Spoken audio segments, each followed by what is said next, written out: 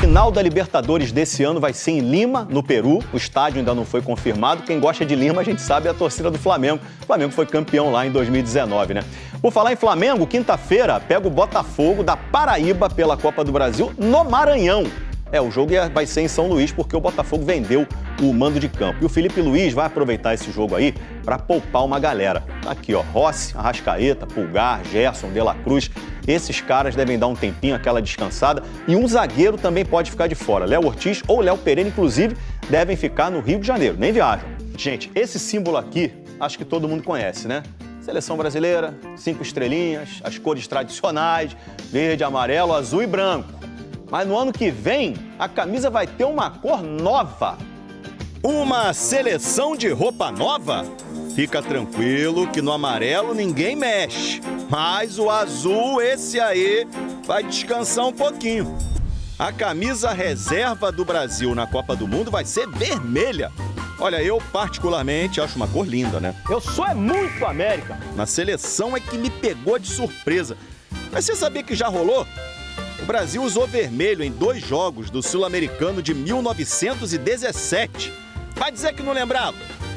Também teve camisa de goleiro. Olha o Júlio César na Copa das Confederações de 2013. Eu tô lendo aqui no GE. Globo. O uniforme vai ser vermelho em tom mais desbotado, com listras pretas que se assemelham mais a manchas. Como é que vai ser isso, gente? Alguma coisa assim? Ou assim? Sei não, hein? Você gostou? Sei lá. Quero saber quem vai ser o técnico. Camisa nova vai sair em março do ano que vem mesmo? A CBF chegou a um acordo com Carlo Ancelotti, que está de saída do Real Madrid. A ideia é já contar com ele contra o Equador e o Paraguai em junho.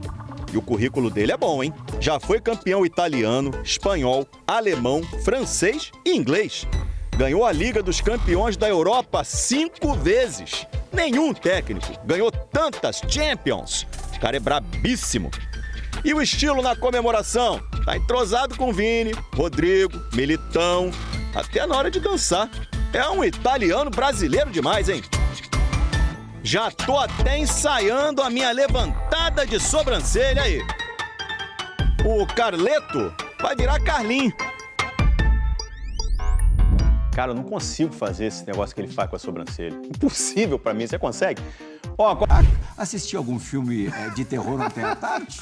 Hein, Fabuloso? Ontem eu assisti um filme de terror ontem. É? É.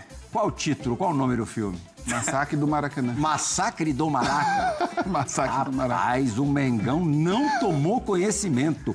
1, 2, 3, 4 e capita. Cabia muito mais. É isso, Plirra. Boa noite a você, boa noite a todos. Enfim, o jogo perfeito do Flamengo, né?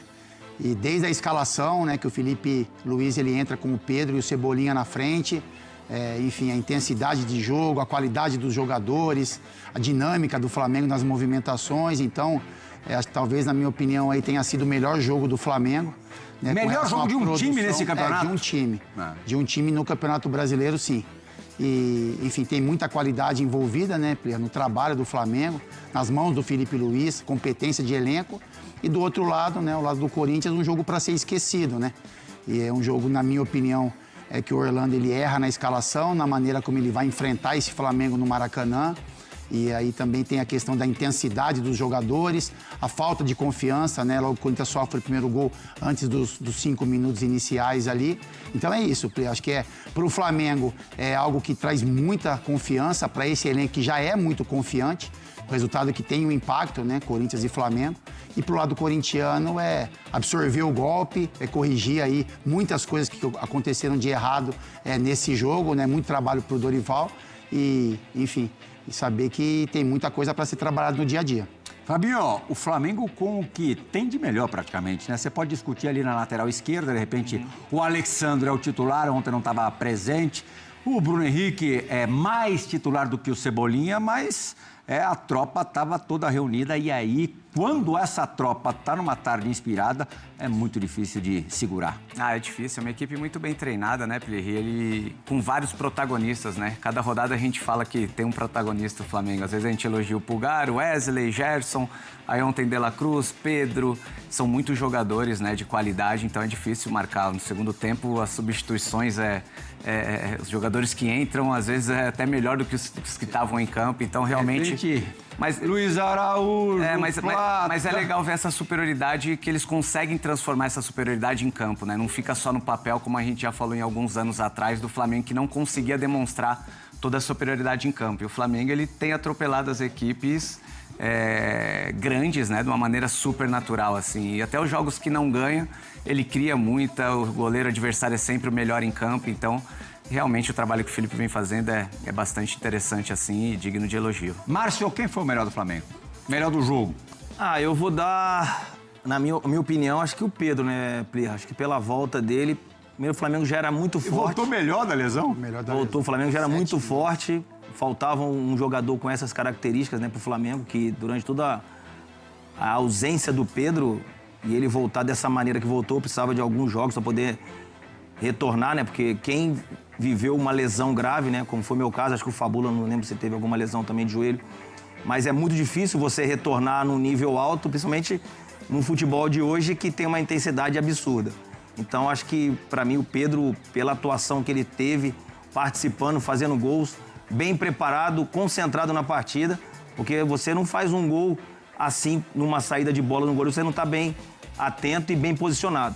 E, no caso, o Pedro, para mim, foi o melhor jogador do Flamengo em campo. Fabuloso. Este Pedro, no nível de ontem, é o melhor 9 do futebol brasileiro, contando os que estão fora do Brasil? Eu acho que sim.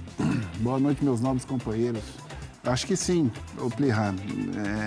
Não vejo nenhum atacante hoje melhor que o Pedro. Apesar de ele estar voltando de lesão, ele voltou muito bem. É um artilheiro nato. Não só artilheiro, como ele também sabe jogar, né, com os companheiros. E hoje, para mim, ele seria o 9 da seleção, né? E ele tá driblando também, voltou driblando da lesão. Isso aí é inédito, né? Ele não fazia isso. Não era característica dele, não era. Característica.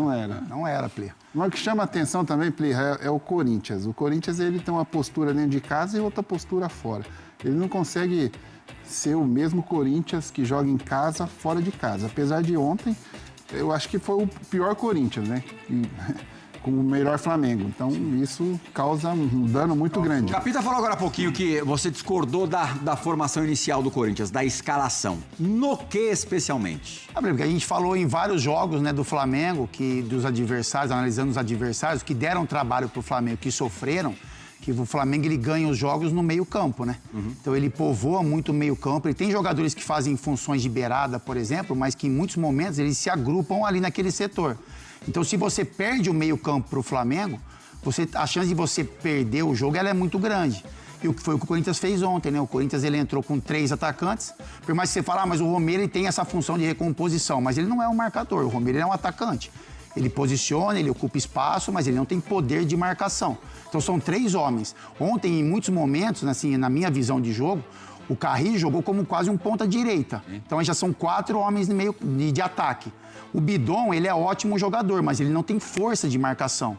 Então, se você colocar o Bidon, por exemplo, para competir com o Gerson, ele vai sofrer. O Bidon é um jogador que, com a bola nos pés, ele tem muita qualidade, mas nesse poder de marcação falta ainda pela questão física. E eu adoro o Bidon com a bola nos pés, a maneira como ele enxerga o jogo, enfim. Então, aí o Corinthians teve em muitos momentos ali, muita gente que poderia fazer uma sombra, e mais um jogador de mais marcação, que é o Ranieri. E uma defesa que é lenta, né? O Gustavo Henrique e o André. Esses dois juntos, são jogadores não combinam. Não combinam. Eu acho que eles podem agregar, né? Mas eles têm um jogo muito característico e muito parecido. São jogadores que não têm o poder do combate, são jogadores que não têm velocidade.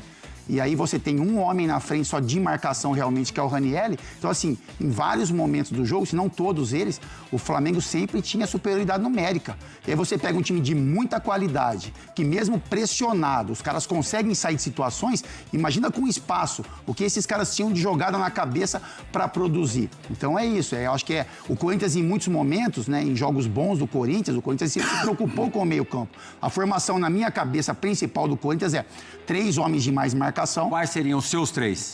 Que é o Ranieri, o Carrijo, o Martínez e um homem mais centralizado e 2 homens de frente. Aí você tem poder de marcação. Ontem o Corinthians poderia ter até uma outra preocupação, colocar talvez, não é um jogador de marcação, mas um jogador que saiba fazer essa função de meio-campo. Eu acho que teve muito espaço. O Flamengo ontem teve muito espaço no meio-campo para criar e fazer o jogo. Então é isso, galera. Se gostou, não esquece de deixar o like, ativar o sininho e se inscrever no canal para receber mais vídeos como esse. Valeu, abraço, fui!